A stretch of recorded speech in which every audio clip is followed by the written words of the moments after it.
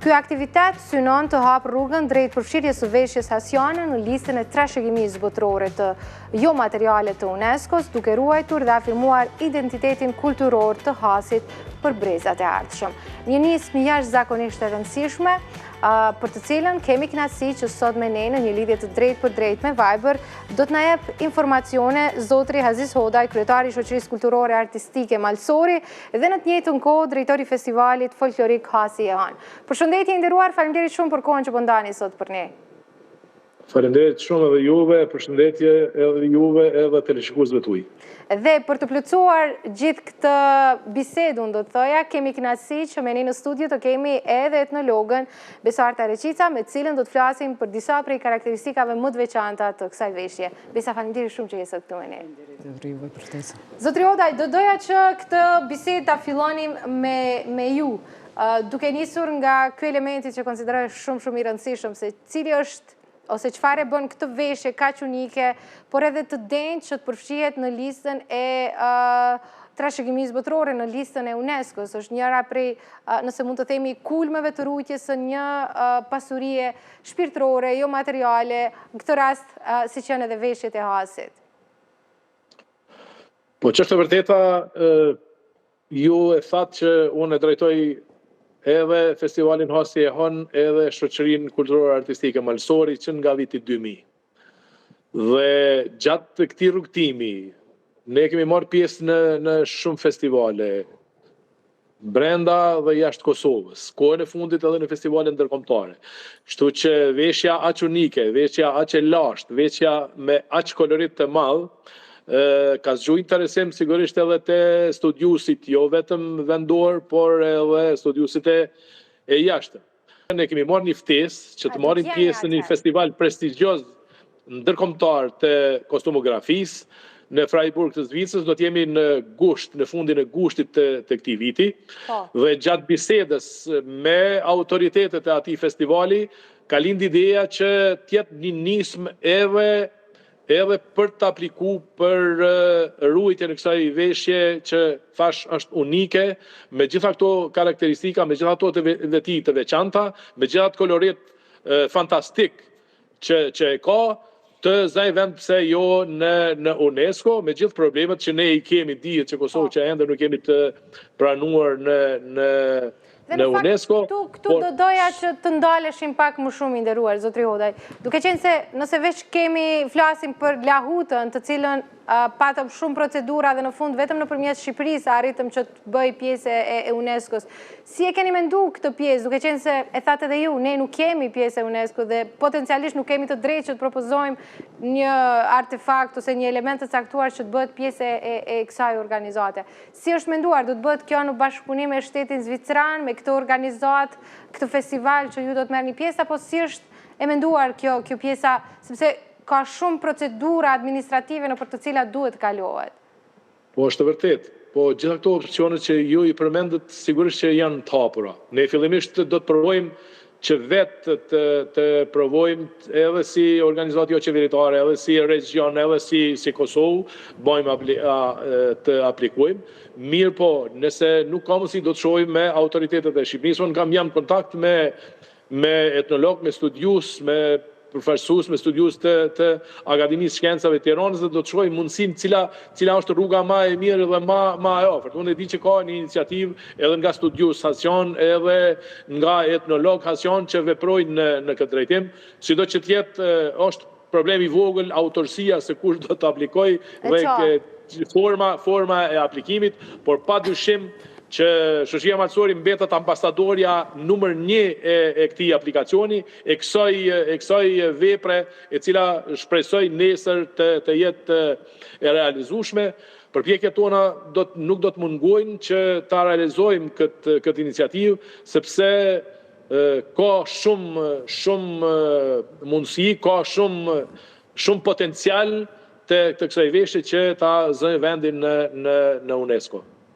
Dhe më intereson të di, lajmi që po fillon një rrugtim i kësaj veshje drejt organizatës më të madhe botërore të trashëgimisë kulturore, ka pasur një jeon ko gjatë madhe në mediat e Kosovës. Më intereson të di nëse keni pasur ndonjë kontakt, ndonjë reagim apo komunikim nga Ministria e Kulturës rreth kësaj nisme, sepse në fundit do duhet të ishte njëri prej mbështetësve kryesor të nismës suaj. Sigurisht, ne jemi në kontakt me Ministrinë, me Departamentin e Trashëgimisë, me Departamentin e Kulturës dhe ne shpresojmë që ata do t'jenë në mbështetje edhe gjithasaj që duhet si institucion ta kryj. Ju për fat mirë pasi edhe një etnologe që ka përcjell edhe festivalin Hasi e Hon edhe veshjen me shumë pasion, me shumë vëmendje, dhe ajo sigurisht që do t'jetë njëna ndër ndihmesat tona për të gjetë rrugën më të mirë drejt UNESCO-s. Thash, na pret një punë e madhe, një punë kolosale, por sigurisht që do të shfrytëzohen të gjitha kapacitetet që i ka në radhë parë Hasi, pastaj edhe Kosova, po tu mos anashkalu edhe Shqipërinë, në mënyrë që të gjejmë rrugën më të mirë drejt të realizimit të kësaj iniciative. Iniciativa sigurisht që ka bën një bum sigurisht pozitiv mediatik. Janë të interesu me gjitha mediat, jo vetëm të Kosovës, por nga pas ftesa që për prononcime edhe nga media e Shqipnisë, edhe nga Maqedonia, kështu që janë të interesu me edhe për ju falenderoj, edhe juve, edhe gjitha ato media që i kanë marrë publicitet të kësaj iniciative, shpresoj që ta bashkarisht edhe me ju, edhe me gjithë potencialin që ka Kosova, ta gjejmë rrugën ma të lehtë për ta realizu këtë objektiv. Tani, kjo veshje vazhdon të gjendet me të madhe në pjesën e Hasit, pra, thuhet që është vështirë të jetë një familje të mos ketë një veshje të tillë. Sa është e rëndësishme që të vazhdoj të ruhet, në kuptimin që të ketë sa më shumë jetë gjatësi si tradit, e më pas edhe si veshje që e karakterizon këtë zonë. Po, në fakt, lufta ka dëmtu shumë veshje, shumë nga veshje hasionën, nga veshjet e vjetra. Për fat mirë, ka vende që ende ruhen, ka familje që ende ruajnë, por fati më i madh është që kjo veshje ende përdoret dhe çdo i re që martohet në Has patjetër duhet ta ketë një veshje hasiane, sepse është ndër veshjet më të preferume edhe të rejave, pavarësisht statusit çfarë ka, qoftë e shkolluar, qoftë me universitete të tjera, patjetër se ajo duhet ta ketë një veshje hasiane, megjithëse tani të transformuar në tjera figura, në një tip tjetër kolorit, mirë po mund të them se edhe kjo tani që bëhet, që prodhohet, e ka një rëndësi të veçantë sepse është mënyra e punës, e qëndisjes, e punumit me vek e tjera, pothuajse e njëjta si është punu në të kaluarën, dhe për fat të mirë, thashë ka çdo e re një veshje këtë kolorit dhe në fillimin e dasmave, në ditën e parë të dasmave, patjetër se çdo e re është një armatë të tërë në fillim të dasmës që vishën edhe nusët, edhe bijat, edhe gjitha femrat e martuara natyrisht me këtë veshje. Gjë shumë e bukur për të ruajtur traditat tona, është njëra prej mënyra më të mira në fakt. Do doja që këtë bisedë me ju ta përmbyllim, derisa po flisni, më kujtohet kur po flisnim për Lahutën e Malësisë me disa prej studiuesve nga Shqipëria dhe Kosova, me zotrin Zymer Neziri nga Kosova, dhe i di që është punuar për vite të tëra në plotësimin e kësaj dosjes që më në fund u pranua nga UNESCO. Keni punuar në të kaluarën, po punoni edhe tash, dhe ku saktësisht jeni të fokuzuar në këtë pikë të kësaj kohë, pra në grumbullimin e krejt këtyre informacioneve, në plotësimin e një dosje sa më të kompletuar kur të dorëzohet në UNESCO, atëherë kur edhe do të kërkohet përfundimisht që ajo të njihet. Unë përmenda dhe në fillim veç është në nismë, po ende nuk kemi, përveç se jemi të bërë përpjekjet që të mbledhin sa ma shumë eksponate, po sa qërisht të vjetra, ato që kanë sepse gjitha veshjet, gjitha qëndisjet e veshjes stacione kanë një figurë të rëndësishme, kanë një mesazh, kanë një status të femrës që e tregojnë nëpërmes figurave. Ne jemi duke përpjekur që sa më shumë të kemi një potencial të këtyre veshjeve. Për procedura thash ende nuk kemi fillu, mbetet pas pjesëmarrjes në këtë festival se cila do të jetë rruga, cila do të jetë forma më e mirë. Sigurisht që do të konsultohemi edhe me ekspert botror në festivalin që sa e përmenda. Atje do të kemi takime sigurisht edhe të nivelit të më të lartë të institucioneve të kulturës dhe do të provojmë ta gjejmë rrugën më të mirë, më të lehtë. Ende konkretisht nuk kemi fillu në aplikim, në aplikacion ne si shoqëri kulturore artistike, unë si drejtues i saj, u kam informacione që ashtu punojnë këtë drejtim prej studiosëve, prej etnologëve, të cilët natyrisht që do ta kenë përkrahjen edhe tonën, po gjithsesi e përmenda, thash, shoqëria masori do të jetë ambasadorja e parë e kësaj nisme. Është mëse merituar një gjë e tillë, sepse në fakt keni bërë një punë të jashtëzakonshme për vite të tëra. Faleminderit shumë për gjitha këto informacione dhe do të realizojmë një plan të cilin e kemi ne të dy, pse jo atë veshje do ta sjellim këtu në studio dhe patjetër do ta prezantojmë në detaje. Shumë faleminderit. Patjetër, ju kam premtuar dhe ato do ta realizojmë shumë shpejt, kurdo që ju e kishini të arsyeshme. Shumë faleminderit edhe ne për ftesën. Çdo të mirë. Të dashur miq, ishte me ne në një lidhje të drejtë për drejtë me Viber, zotri Aziz Odaj, kryetari i Shoqërisë Kulturore Artistike Malsori dhe drejtori i Festivalit Folklorik Hasi e Hën. Po flasim për një nismë të kësaj organizate në atë që është e jashtëzakonshme në futjen e veshjes hasiane në pjesë të listës së UNESCO-s në mbrojtje të trashëgimisë botërore.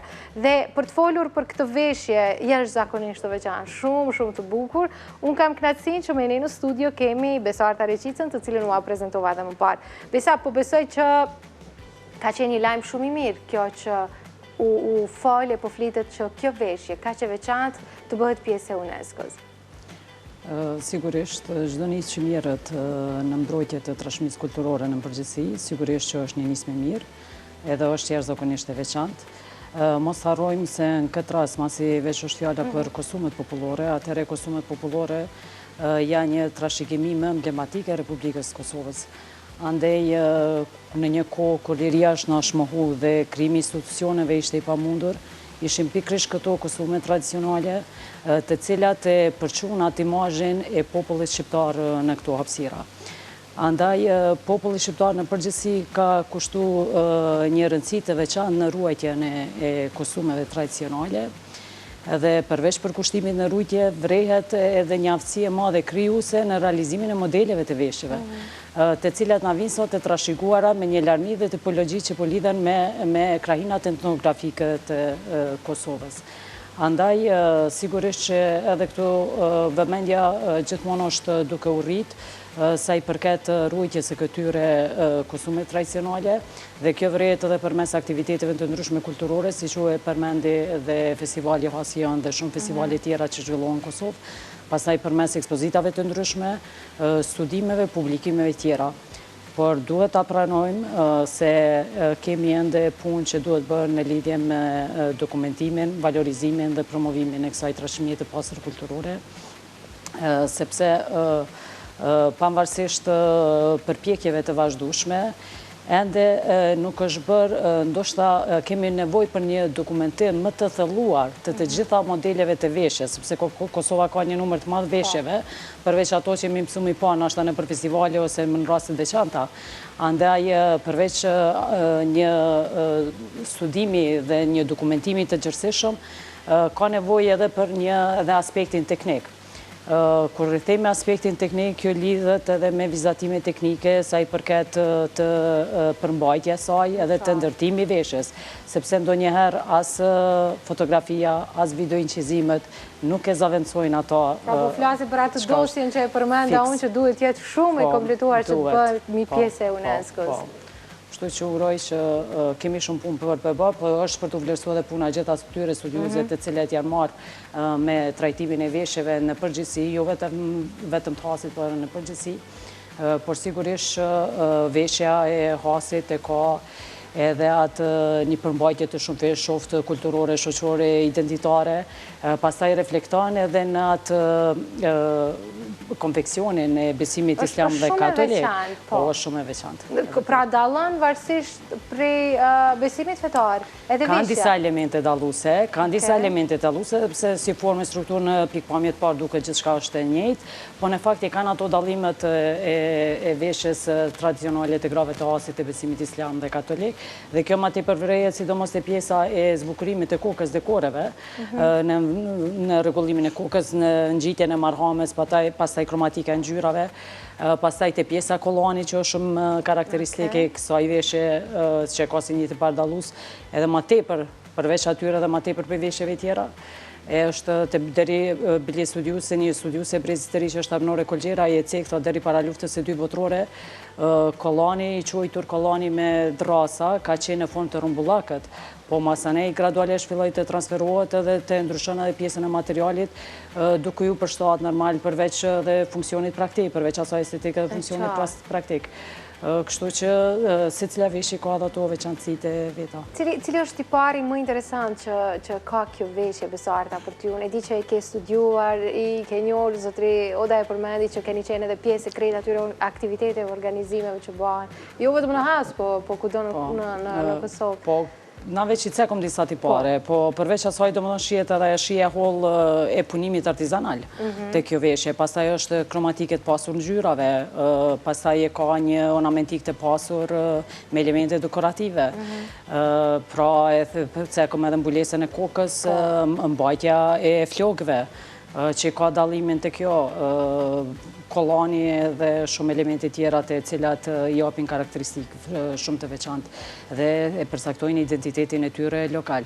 Do më thonë përveç edhe atyre ngjyrimeve që i përmenëm do më thonë kulturore edhe lokale, vrehen edhe ato identifikimet lokale të fshatrave të kësaj zone. Pra ka dallime edhe në ata? Po, edhe ato vrehen, do më thonë na shfaqe shumë shpesh të këtu e kemi edhe asimetrin, ku asimetria në të njëjtën, edhe pse në shikim të parë duket mjaft estetike, po në thelb ka edhe një domethënie simbolike mbrojtëse.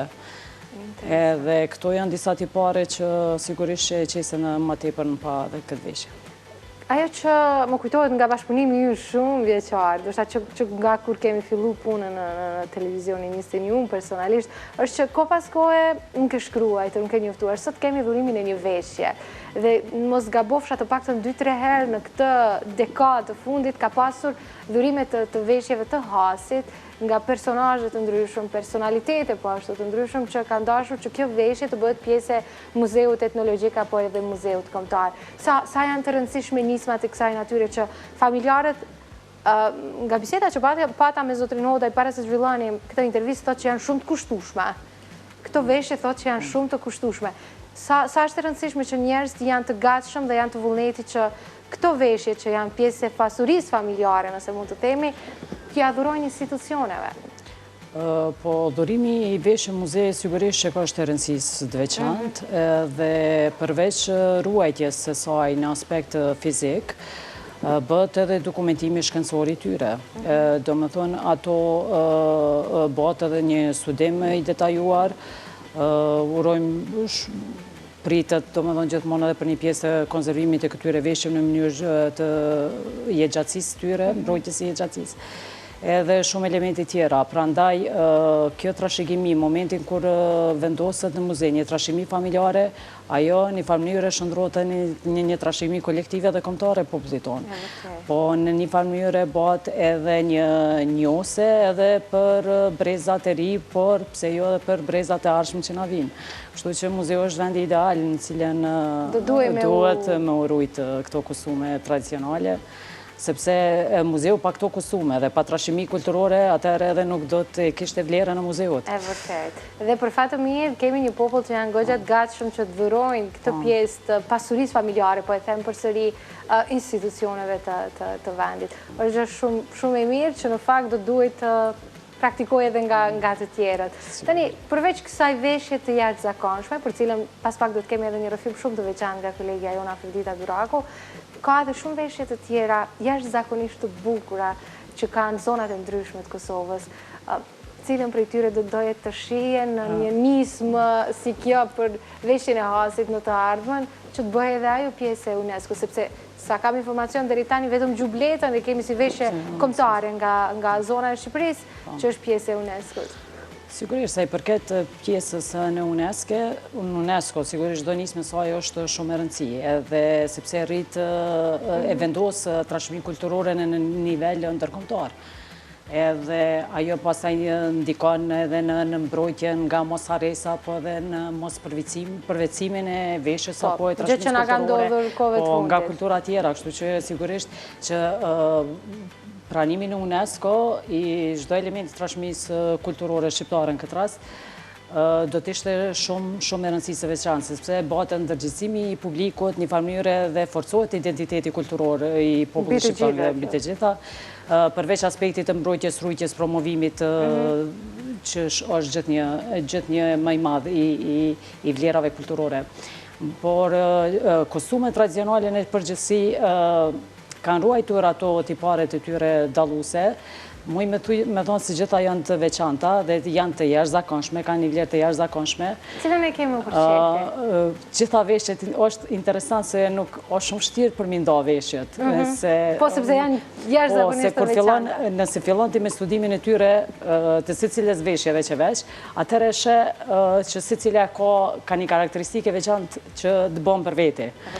Edhe, po na kemi për shembull edhe veshjen e medvegjës, që është një veshje jashtëzakonisht e bukur, e kemi veshjen e rrafshit Ugaxhinit, e kemi veshjen e drenicës po ashtu, përveç të hasit, do të thonë është edhe veshja e Karadakut, e shumë veshje tjera, që secila prej tyre ka atë veçantinë e vetë. Veshja e rrugovës po ashtu se ndodh që edhe pi harroje. Patjetër, njerëz ka kaq shumë. Por i kanë secila i ka ato elemente. Domethënë secila këto i paraqisin tipare dalluese.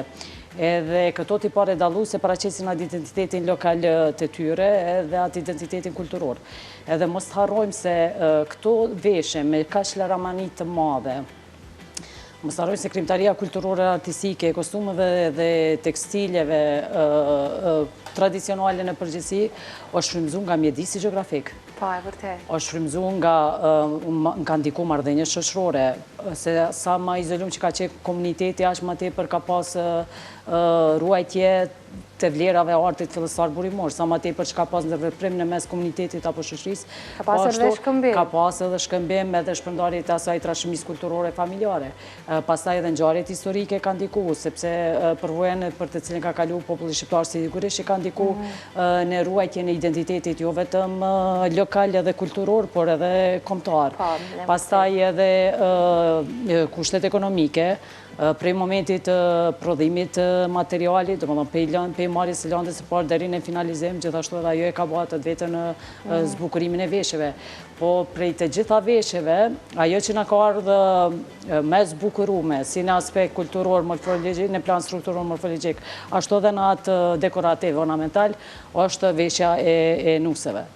Edhe fatmirësisht kjo veshje është ruajtur edhe deri në ditët e sotme. Edhe është një fat i madh që ka ende gra edhe sot që punojnë mirë me punimin e këtyre veshjeve, sidomos që jemi tash te veshja e hasit, po nalim këtu, se ka janë edhe te veshje tjera, po kryesisht te veshja e hasit ka ende gra, ka edhe gra aktive të moshës së shtyr që e përdorin në jetë përditshme veshjen e hasit. Vazhdojnë ta kenë të njëjtën? Më thanë që një orë duhet për me vesh atë veshje. Po, duhet, sigurisht. Pastaj është kjo veshje është komponent i rëndësishëm i vajzave në ditën e dasmës. Domethënë është i është i pazavendësueshme, çdo nuse re ka atë veshje. Edhe kjo e mira e saj, edhe ka ende gra që ende punojnë këtë veshje edhe me materialet punuara me vek. Edhe pse në masë shumë të vogël, po ende ka. Po sigurisht duke kombinuar edhe me këto materialet moderne, dhe të e përditsu edhe dizajnin edhe e veshjes.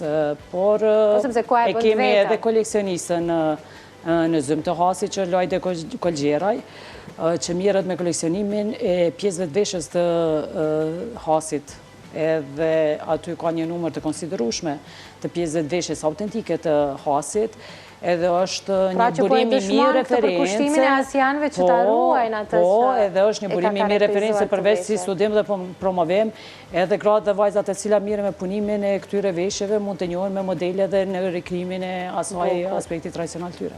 Besarta, kënaqësi shumë e madhe që të patëm sot në Bombon. Faleminderit shumë për gjitha këto informacione. Faleminderit edhe për juve.